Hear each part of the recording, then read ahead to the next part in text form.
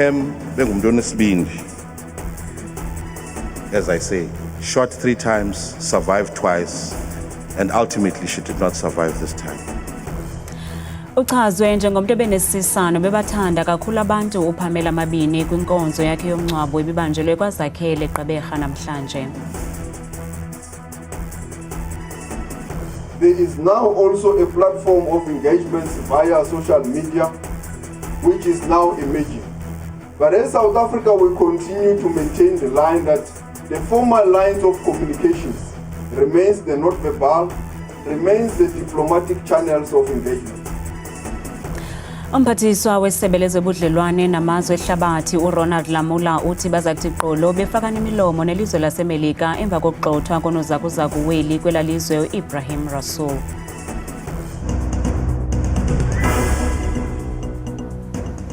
Sinamkele kwindaba zethu andaba indodwa andaba nophumza sikhumba noyitoliki yolimi lwezandla Botani Mzontsundu.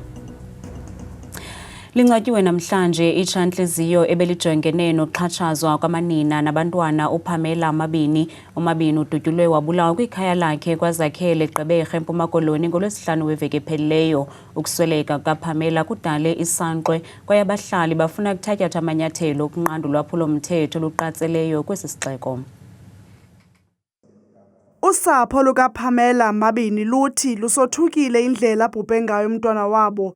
Inkonzo yesingcwabo nebanjelwe kwaZakhele namhlanje izinyaswe ngabantu basekuhlaleni kunye namalungu ombutho we-ANC.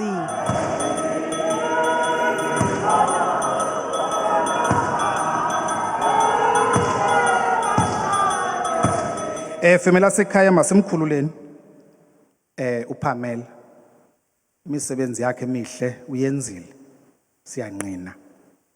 Kodwa ke besingalindanga into bangaba uphema ngemka, because nyani xa ungumzali uba nento onayo okanye oyithethayo ba uzawungcwatywa ngabantwana. Abahlobo bakaPam bamchaze njengomntu obeligorha. Uphem bengumuntu onesibindi, as I say, shot 3 times, survived twice, and ultimately she did not survive this time. Because the killer had to make sure a bullet in the head was what sealed her fate. A princess with the heart of a lion, fearless girl. And it's very disturbing that a black brother decided wherever he was to silence this warrior. Usodolophu wesithili Nelson Mandela Bay ubaba lwalobishe uthi ukuze luphele ulwaphulo-mthetho kufuneka bezopolitiko bangenelele. We are calling upon all citizens to partake in a 600,000 signature campaign that will be going to the president, so that we tell the president that we now want jails. The offenders that are increasing our crime stats are repeated offenders. Okwangoku akukabikho mrhanelo obanjiweyo mayela nokudutyulwa kwelitsha-ntliziyo. Amapolisa asaqhuba uphando. Ukhunjulwe njengomntu obenothando ngasekhoyo umfundisi Bhekizipho BK Dludla. Umfundisi uDludla usutywe kukufa ngomgqibelo weveki ephelileyo emva kwengulo ende kwaye udlale indima ephambili kwezemfundo nobulungisa. Inkulubaphathiswa yaKwaZulu-Natal uMnumzana Thami Ntuli uthe umfundisi ushiye umzilo obanzi. Inkulubaphathiswa yaseKZN uThami Ntuli uqhwabele izandla umfundisi Bhekizipho BK Dludla ngobomi bakhe. uNtuli ebethetha kwinkonzo yomncwabo kaMfundisi Dludla namhlanje. uDludla usweleke neminyaka engama-99 ubudala, wazinikezela kobulungisa ngezentlalo kunye nemfundo. uNtuli uthi ilifa lakhe liza kuqhubeka liphila ngonaphakade. As we mourn this major loss, we must also celebrate a life that was lived to its fullest potential in the service of humanity and of others in order to make this a better country for all. He might be gone in the flesh, but Reverend BK Dludla will live through his footprint and good work in our memories forever. Usapho lwakhe luthi umfundisi uDludla ebenothando. Usithandile kakhulu malume. Mina ngizothi I was very close to him kakhulu. Siyambonga uNkulunkulu ngesipho asiphe sona emndenini wakithi ngomalume. Ababaningi omalume ababengenza lento ayenza yena. Malume uthande abazali bakhe, wathanda odade wabo kakhulu. Akekho udade wabo obeswela ngisho semshadweni wakhe. Umfundisi Bhekizipho BK Dludla uza kukhunjulwa njengesithwalandwe kwezokholo kunye netshantliziyo lobulungisa. Wazalelwa eMelmoth ngo-1926 ukanti wabekwa njengosihlalo we-Inanda Seminary phakathi kuka-1965 no-1981 kunye nomongameli wokuqala we-Soldiers of Christ Movement. Wadlala indima ebalulekileyo ekukhuthazeni ubunkokheli. Umphathiswa wezobudlelwane namazwe ehlabathi uMnumzana Ronald Lamula uphendule ngesigqibo seMelika sokugxotha unozakuzakuweli kwelalizwe Ibrahim Rasool ngelithi ubudlelwane phakathi kweli neMelika bubalulekile kakhulu kwaye baza kuthi qolo befaka nemilomo norhulumente waseMelika. Ukuze emva kokuba umphathiswa wezangaphandle eMelika uMarco Rubio evakalise kwiqonga lezonxibelelwano le-X kutshanje ukuba unozakuzakuweli Ibrahim Rasool akamkelekanga eMelika emva kokuba ethe wagxeka kabukhali imigaqo-nkqubo kamongameli Donald Trump esithi incedisa kuphela abantu abamhlophe. There is now also a platform of engagements via social media, which is now emerging. But as South Africa, we continue to maintain the line that the formal lines of communications remains the not-verbal, remains the diplomatic channels of engagements. And when an ambassador has committed something that a country that is a host believes is wrong, the first process is to demarch. You call him, you engage him, and there are processes that are well known across the globe how that should unfold. So that's why Libonle President it's regrettable our ambassador has been expelled in the United States of America. Because we believe the relationship between South Africa and the United States of America remains very strategic. It is an important relationship. Kauri, we have got about 601 companies from the United States invested in South Africa. Abakwantsasana kwiphondo laseMpumalanga baphanda isiganeko sokubulawa komfundo besenza imatriki nobeneminyaka eli-17 ubudala kwindawo yakanyamazane. Amanda Masango ufunyenwe eswelekile kwikhaya lomtyholwa noye wabanjwa kamva ngetyala lokubulala. Umndeni wakamasango uphukile emoyeni kulandzela ukuthi indvodzakati yabo ishone ngendlela lebuhlungu. Kanti-ke Amanda Masango ugcinwe ngesikhathi aya esikolweni ayogibela ibhasi ngolwesihlanu ekuseni. Makwakhe utfolele tindzaba letibuhlungu kulandzela ukuthi aphute kubuya esikolweni. Kanti-ke Amanda utfolakele ashonile endlini yalelinye lijaha lelineminyaka lengu-23 lelivele laboshwa maphoyisa. Itolo singemaphoyisa mhla ka-14 March siye sathola icomplaint ukuthi ema-16 kunemntwana losobulewe. Nasifika lapho-ke kwatholakala umsolwa nokunguye futhi lofika kwanda kwangathi akusuye wabe sewukhombisa emaphoyisa Sithombe Nombatane lesitholakele sigcoke i-uniform. Lokunye liphenyo lisachubeka lesingathi ukuthi emacala satawuchubeka siwangede. Umsolwa utawuvele ekhoto kanyamazane mhla ka-17 March. Umndeni wa Amanda uthi ufuna bulungiswa. Lokhu umndeni ukulinzele obviously ukuthi umuntu lo kanjengalo akafuneki emphakathini, kufuneka aboshwe nakatholakala anelicala lokuthi nguye lo ende lesento anikede isigwebo lesifanele ayodvonsa kuze ukuthi umphakathi uphephe. Kusenjalo umndeni wa Amanda uphinze wakuveta ukuthi abati lutho ngebudlelwane lobukhona emkhathini kwemsolwa lesekaboshiwe kanye nendvodzakati yabo.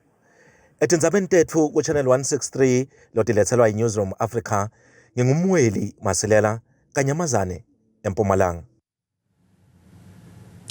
Kule veki izayo ngoLwesine lusuku lokugqibela lokuba abo bafumana isibonelelo sikarhulumente batshintsha amakhadi abo ukuze baqhubele phambili ngokufumana imali zabo zesibonelelo. Amatshantliziyo aqikelela ukuba bangaphezulu kwe-1.4 million abantu abangekawatshintsha amakhadi ukuza kuthi ga ngoku. Ndibone imigca emide ezindabeni, indlela abantu abatsala nzima ngayo nalapha ekuhlaleni. Imigca mide mihla le. Namhlanje kuthiwe masiye eholweni, ndahamba ndayothatha isazisi sam ndabuya. Ndakhawuleza ndagqiba ukutshintsha ikhadi, ze ndafumana ikhadi lam elimnyama. Ndize apha eholweni loluntu ukuzokutshintsha ikhadi elimnyama kuba ndinengxaki yokukhupha imali yegranti. Ndifuna ukubhenela kuye wonke umntu ukuba atshintshe ikhadi lakhe ixesha lisekhona. Njengoko usondela umhla wokugqibela, abantu baza kuba nengxaki yokungafumani imali yabo. Khange ndithathe xesha, ibiyinkqubo ekhawulezileyo.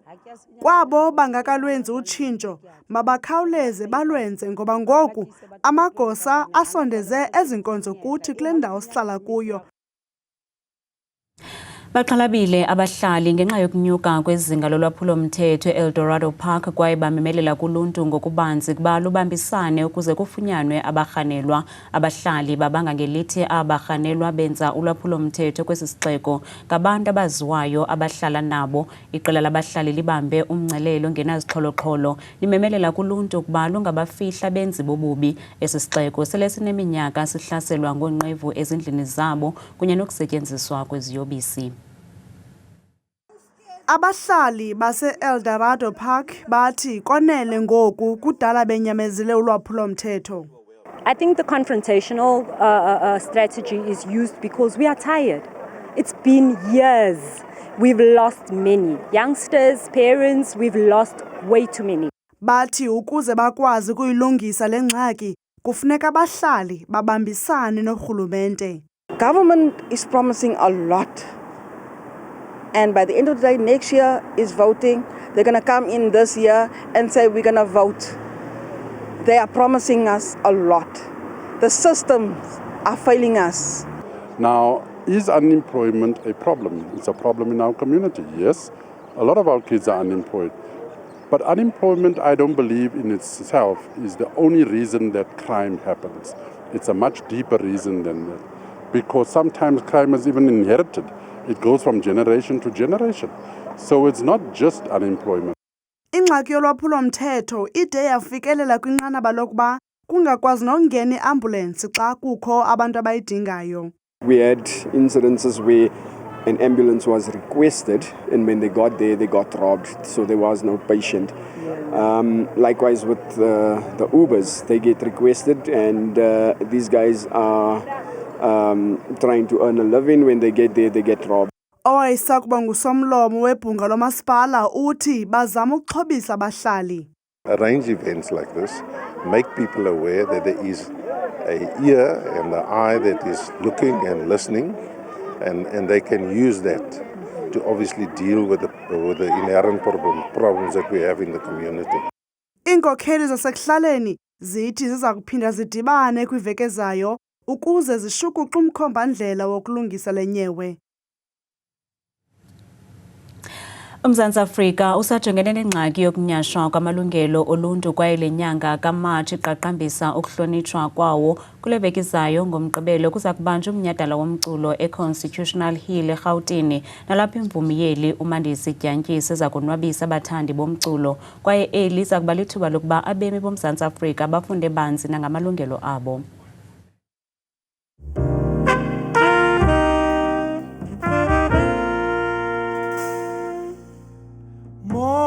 Sisi kunjani uphilile na. Nanjengoko kule nyanga kaMatshi kuqatshelwa amalungelo oluntu, nabo abezobugcisa baphawula ngendima edlalwa licandelo labo kumba wamalungelo oluntu.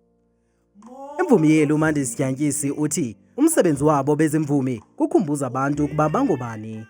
Yonke into esiyenzayo thina yinto yokuzama ukubonisa umuntu ukubaluleka kwakhe, nokubonisa umuntu ukubaluleka kwendawo asuka kuyo, nokubonisa umuntu ukubaluleka kwelizwe umuntu afanele ukuba uphila kulo. Loo nto leyo ithetha uba ke ngoku amalungelo akhe kufuneka ehlonitshiwe. So ii-arts zinceda kuloo nto leyo, zinceda ekukhumbuzeni abantu okokuba bangobani bona ncakasana. Kwaye uthi umculo udlale indima ephambili kwinkululeko yeli njengoko ebuvuselela abantu ngexesha ledabi lenkululeko. Nathi ke xa sibhala nomculo, nathi ke xa sicula ezo ngoma, sikhumbuza abantu okanye sizama ukupha abantu amandla okokuba mabazi okokuba idaba likapheli. UMandisi uthi akakwazi ukulinda ukonwabisa abathandi bomculo wakhe eConstitution Hill ngomgqibelo weveki ezayo. Umxholo walo mnyhadala walo nyaka uthi Just and Inclusive Society. I-Just and Inclusive Society iya kwiinto ezinkulu but iye kwiinto ezincinci ezichaphazela nomntana omncinci nexhewukazi anybody kwisociety yethu. Ukanti abaququzeleli balo mnyhadala bathi abantu abazukonwatyiswa ngumculo kuphela baza kufunda lukhulu ngamalungelo abo.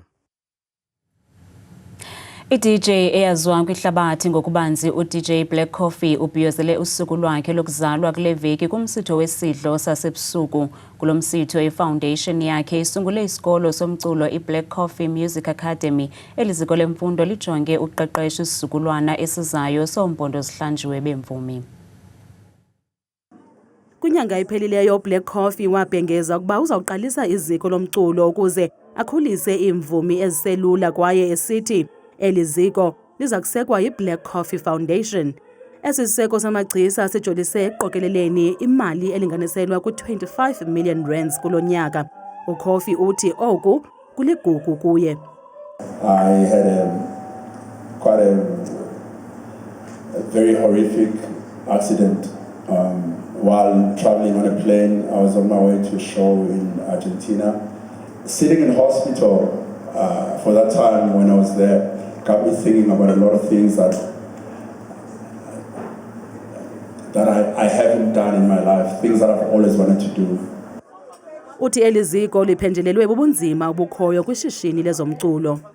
I've seen so many talented people going to school, going to study music or sound engineering and all the technical stuff in music, and all they ever come back is they come back with the paper. And I wanted to, or rather I want to create an academy that can change that. Oxa bakhe bathi eli phulo liyancomeka kakhulu. At the moment we have so much talent in South Africa, but it's not properly nurtured, and with the academy they're going to have the most amazing tools that they need to survive in the industry. Loka Coffee uthi eyona nto imkhuthazayo kukubona abaculi abakhasayo bephumelela befikelela kwinqanaba apho befezekisa amaphupho abo. Uthi le foundation sesona sixhobo esisakwenza oko. Nansi Mozulu noThabile Makhaphela.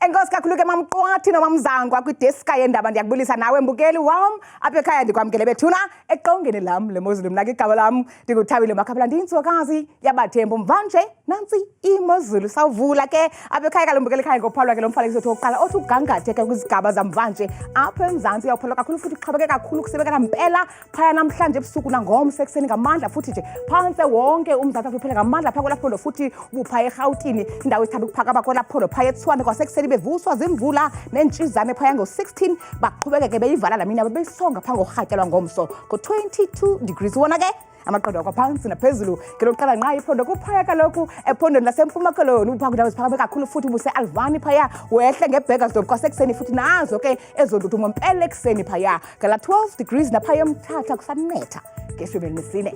Yona ke imozulu phaya ephondweni lase-Free State ngamandla bukeli phaka kaloku kumbindi apha eMzantsi Afrika indawo esithanda ukuphakama kakhulu kulaphela phonda futhi phaya eSasolburg kwasekuseni phaa zezomvula zikhatshwa zintshizana nje yonke intsasa ngeshumi elinesithathu. Nansi imozulu phaya ephondweni lasentshona koloni ngamandla futhi ngaselunxwemeni ngomso ubuphaya eFredendal qabaqaba ngamafu nje yonke la ntsasa ngelo shumi ke nesithandathu futhi bayalivala belisonga usuku lwaba ngomso futhi ngala 28. zeyenje nje ke bethu kaloku apha ekhaya imozulu ngomso ubupha kwelaphondo lase Northern Cape ngomso ngamandla futhi kwintshona yalo njengapha kaloku Springbok eksele futhi abikwe impela lo mafu futhi ngo-15 degrees futhi kanti bayaziqonda usuku kwalobe futhi ngo-28 degrees bona ke sebenje ephondweni lase Northwest ngomso amazantsi walo futhi nempuma phaya kaloku Bloemhof futhi kusanetha nje yonke intsasa naxa unyuka futhi eKlerksdorp kwasekuseni phaya ku-12 degrees ungabanda phaya ekuseni siqhubekele phaya ekhaya ngokubanzi futhi kusephondweni laseGauteng Abbotscoyo thina ngalo mzuzu ngamazantsi futhi eSprings zezomvula zindudumo futhi kuyanetha nje ngamandla futhi napha kumbindi welaphondo Johannesburg Soweto Tembisa ngo-15 degrees mbukele ekhaya masiphinde sinyuke sithe chu phaya ephondweni lethu elikumantla liphaya kaloku lolo phondo elimphopho njengapha kobilabila amazantsi walo futhi wakhona ekuseni futhi bevuswa zezontshizane zithe xhaxhe yonke intsasa ngeshumi nje elinesithandathu kanti siphinde sekhe thina singangqamanga ngokubanzi phaya ephondweni eliphaya kaloku empumalanga amazantsi walo kuphi imbukeli kuse-emelo ngamandla futhi kuyanetha napha ko-standard thina ekuseni futhi ziyindudumo ngamandla ngeshumi nje nayo mbukela ekhaya ndiyayivala ndiyayisoka imozulu phaa ngephondo lokugqibela phaa KwaZulu Natal ngamandla futhi phaa kumantla welaphondo ubusephongola futhi ekuseni futhi nazo ezomvula zibikwe impela phaya ngo-18 nako-Vryheid kusanetha futhi ekuseni ngeshumi lesithathu mna ndikuthanda kangaka xesele myoli